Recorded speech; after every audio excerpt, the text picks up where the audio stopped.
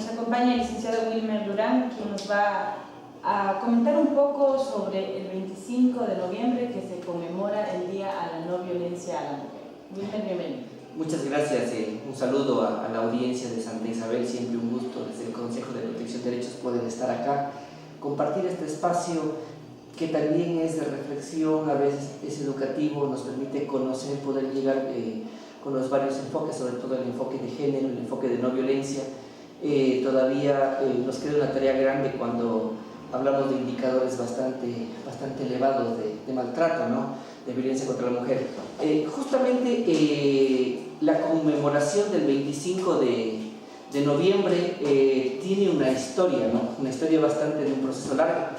El 25 de noviembre de 1960 se da en República Dominicana, por ejemplo, la muerte de 3 hermanas de apellido Mirabal, a causa de una dictadura que tenía, ¿no? De esta muerte, el grupo de mujeres, hubo un primer encuentro feminista que se realizó en Colombia, deciden declarar el 25 de noviembre en homenaje a estas mártires, por llamarlo así, como un Día Internacional de no violencia contra la mujer. Las Naciones Unidas, la ONU, que es el organismo que hace las declaratorias, porque están todos los países, o la mayoría de países, como miembros de esto, en el año de 1993 la Asamblea decide hacer la declaración de este Día Internacional de la No Violencia. Entonces se justifica el por qué conmemoramos. Realmente, aquí sí apuntar esto, es la conmemoración, no es la celebración. Es como el 8 de marzo cuando hacemos el Día Internacional de la Mujer, todavía estamos confundidos que vamos a celebrar. No celebramos, conmemoramos una masacre que se dio en Chicago, muy fuerte. Entonces, por eso nace esto, ¿no? Esta misma Asamblea de las Naciones Unidas, la Declaración de los Derechos que tienen las mujeres frente a la no violencia, para asegurar la eliminación, la erradicación, la disminución de cualquier tipo de violencia contra la mujer, sea física, psicológica o sexual. Entonces, esto es el porqué el día 25 no conmemoramos esto. Ahora, esto ya sería un poco de la introducción. Ahora, para quienes no saben, Wilmer, ¿cómo podemos partir diciendo que se está violentando a una mujer? En cualquier aspecto, sea físico, psicológico. Podemos partir, desde varios ámbitos. La protección o la lucha contra la violencia de la mujer viene por varios temas, ¿no? Hemos vivido un proceso histórico de discriminación, por ejemplo, ¿no?, en donde la mujer no ha sido reconocida en la igualdad como sujeto de derechos que nosotros los hombres, ¿no? Entonces ha habido una lucha muy fuerte de mucho tiempo por equiparar esto. Por ejemplo, el tema de la participación de la mujer. Esta desigualdad es una brecha que todavía hay que romper. Nuestras leyes contemplan, por ejemplo, la alternabilidad, pero a veces siempre decimos hombre-mujer, ¿no? Entonces todavía vamos rompiendo algunas acciones. Aunque ya, por ejemplo, el tema de la participación, por ejemplo, de las mujeres en los espacios de responsabilidad es donde ha crecido. Antes teníamos los comités de padres de familia, ahora tenemos comités que van la mayoría madres de familia. Es un espacio de participación, sí, pero es un espacio también estamos dando mayor responsabilidad sobre la mujer y a veces los hombres no estamos asumiendo el rol que como padres también nos compete, ¿no es cierto? Entonces, estas desigualdades han sido, por ejemplo, el tema. ¿Por qué también el enfoque de esto de los derechos de frenar la violencia, esta desigualdad? Porque es un espacio, de prevenir que se vaya sucediendo en el tiempo. Si nosotros tenemos una sociedad actual discriminatoria, estamos criando hombres y mujeres o mujeres y hombres de una sociedad discriminatoria. Entonces se procede. Por ejemplo, los ciclos de violencia son así, ¿no? Entonces van de generaciones en generaciones, van transmitiendo. Decimos, no, es que mi padre me crió así, yo también crío así mis hijos, ¿no?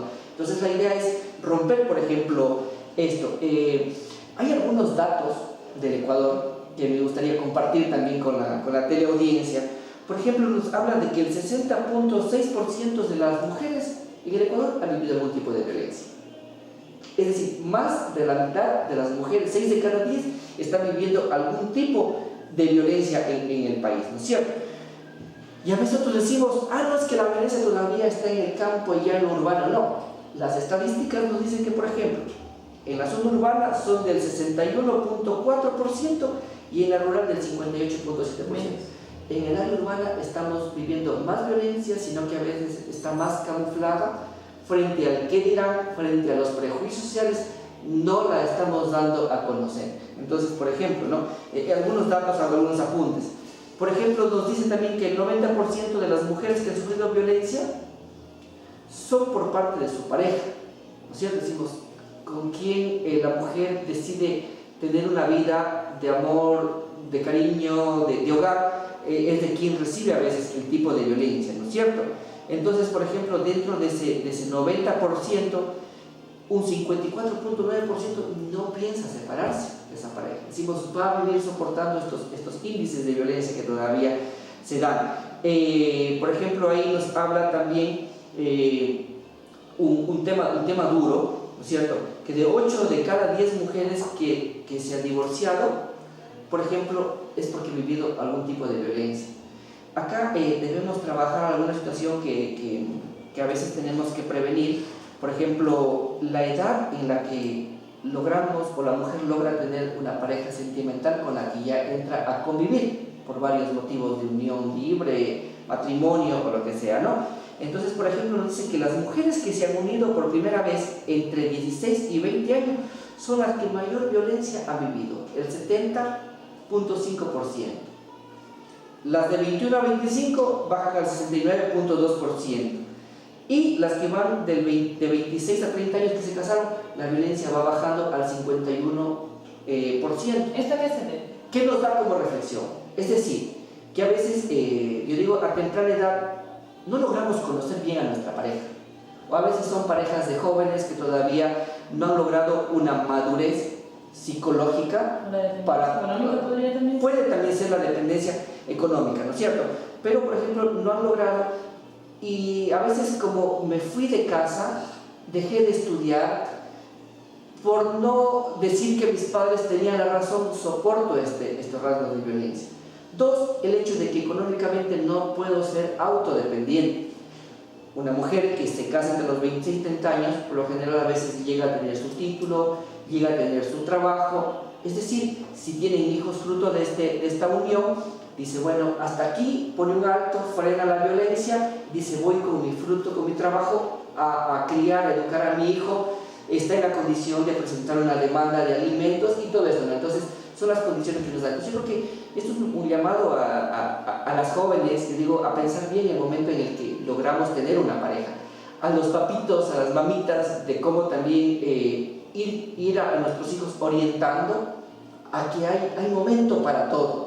¿Sí? Algún momento llegará el hecho de tener una pareja, pero hay unas cosas que hay que ir priorizando, como el tema del estudio, el tema de cómo nosotros nos vamos a formar y estar preparados para ello.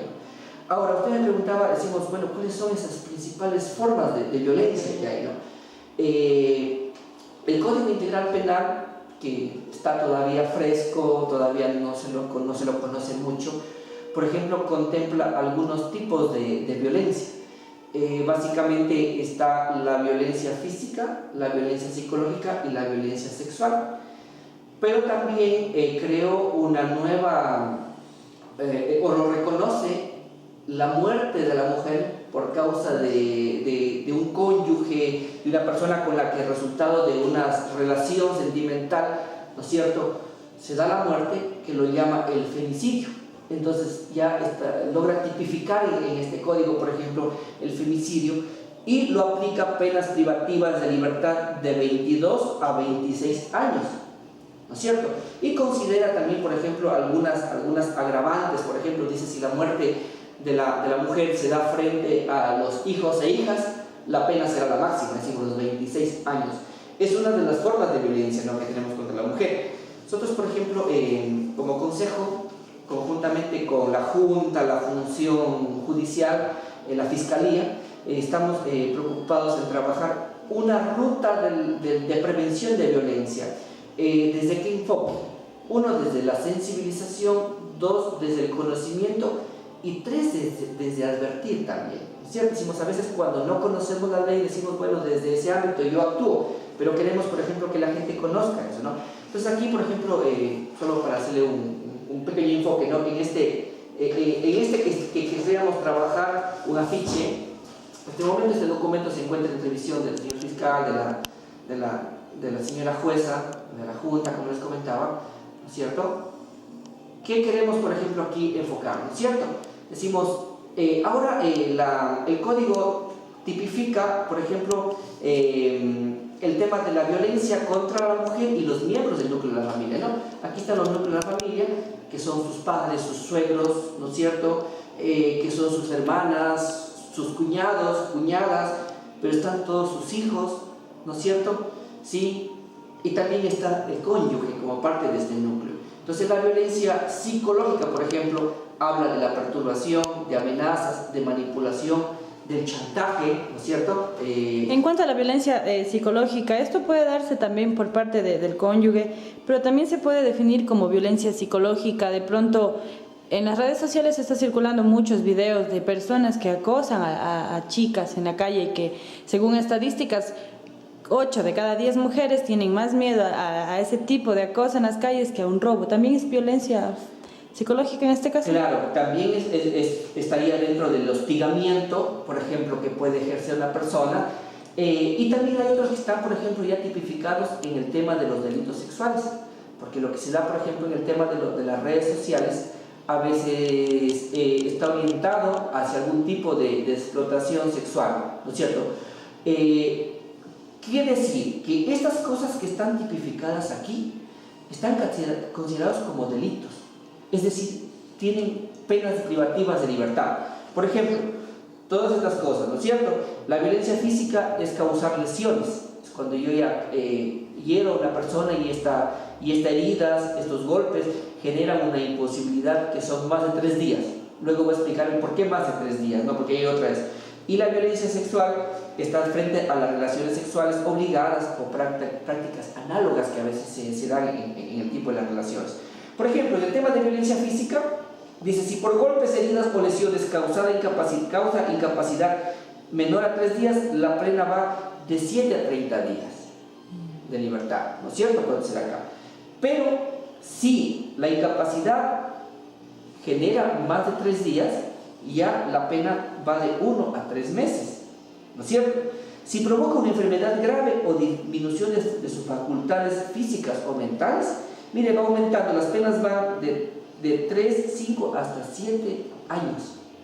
Entonces yo creo que esto sí nos lleva a frenar el tema de la violencia física, ¿no es cierto?, contra la mujer. En el caso de la violencia psicológica, son penas que van de 30 a 60 días en algunos casos, ¿no es cierto?, si es leve. Si ya esto faculta mis capacidades de poder laborar, por ejemplo, yo por el hostigamiento, tal, ya no puedo, tengo miedo de venir a laborar, pueden ser penas que vayan de 6 meses a 1 año. Entonces, por ejemplo, lo que contempla, ¿no? Si es un daño severo, van de 1 a 3 años y así va aumentando el tema de las penas privativas de libertad, ¿no?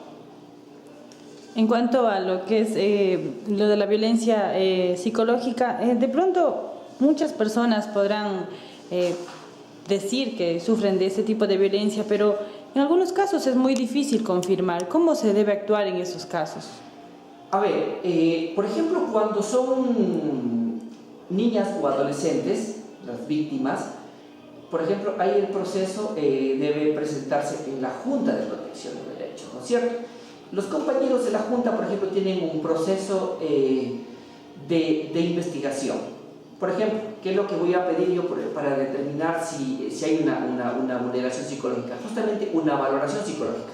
La Junta dispone al Ministerio de Salud, dispone al MIES, ¿cierto?, que tienen psicólogos, a hacer una evaluación psicológica. Y hay un informe que a mí me ratifica o me desmiente esto, ¿no es cierto? Además, por ejemplo, esta Junta también está conformada por un equipo en donde hay un psicólogo y una psicóloga. Entonces, es parte de eso, ¿no es cierto? En el caso ya de que vaya el caso a la Fiscalía también hace la instrucción y pues va a determinar el mismo procedimiento a través de los informes correspondientes que le permitan determinar si hay o no la violencia o la vulneración del derecho determinado ahí. Ahora, si es a través de las redes sociales, no nos olvidemos que eso, a través de peritajes, a través de computación, si yo puedo determinar hasta de dónde procede el mensaje. A veces pensamos que porque estamos detrás de una página o de una red social anónima, yo ya no. Los compas de los que manejan informática saben que yo puedo si yo tengo una página, por ejemplo, de Facebook, esa está asociada a un correo electrónico, y ese correo electrónico a mí me puede identificar una dirección IP que tiene una máquina, ¿no? Entonces a través de eso yo puedo llegar, si fue de un cyber, y yo le puedo pedir a la persona, o la fiscalía puede pedir a las personas de los cyber, pues, el registro de usuarios y tal. Entonces no es tan evitable el que yo pueda ser identificado si yo estoy cometiendo ese tipo de cosas. Wilmer, bueno, se trata de crear conciencia también para que las mujeres, como lo decía al principio, sepan sus derechos, sepan qué está bien y qué está mal. Finalmente, ¿alguna recomendación a todas las mujeres que nos están observando para hacer conciencia sobre este día? A ver, una de las cosas que aumenta la violencia es el silencio. Nosotros hace algún tiempo, en relación a los casos de maltrato de los niños, niñas y adolescentes, hacíamos una reflexión. Se conformaron las juntas, y las juntas comenzaban a manejar a veces 100 casos en el año, después iban con 150 casos, 200, subiendo el número de casos tratados. Nosotros decíamos, ¿qué pasa? Estamos trabajando mal el tema de derechos y sigue aumentando la violencia, pero nos dimos cuenta de las estadísticas de algo. Los chicos aprendieron a denunciar los casos. Entonces teníamos una montaña de casos que se ha ido poco a poco desahogando. Al inicio, apenas un 10% de casos eran denunciados. Ahora ya estamos en un alto porcentaje de los casos son denunciados. Yo creo que una forma de ayudar a nuestra pareja, si tenemos esas características de agresores física o psicológicamente, es a veces entrar en estos procesos, porque no solamente está el tema de que a lo mejor me llame la atención la autoridad, sino en que yo pueda entrar incluso en una etapa de un tratamiento psicológico que me ayude. Ir al psicólogo no es estar loco, es asistir a un proceso de terapia que me va a ayudar a mejorar. No nos olvidemos que también la violencia que se vive contra la mujer es una violencia que se replica contra los hijos y las hijas. Si ella calla, está también callando la violencia que viven los hijos o las hijas, ¿no? Creo que como autoridades tenemos un deber de hacer una difusión, un proceso que permita llegar a toda la sociedad de cómo frenar. Le comentaba que nosotros, por ejemplo, estamos queriendo sacar un afiche que nos permita, ya con la Junta, por ejemplo, hemos trabajado este otro afiche, ¿no? Que dice, la violencia no se justifica, ¿sí? Que sea tu esposa, novia, madre, hermana o hija, no te da derecho a abusar de ella, ¿no? Entonces, por ejemplo, queremos un Santa Isabel libre de violencia. Vamos conjuntamente con otras autoridades a implementar estos procesos que nos permitan bajar los indicadores y que tengamos una sociedad de igualdad de condiciones, de respeto, porque esto de la igualdad está basado en los derechos humanos. Todos tenemos los mismos derechos, ni unos ni más ni menos.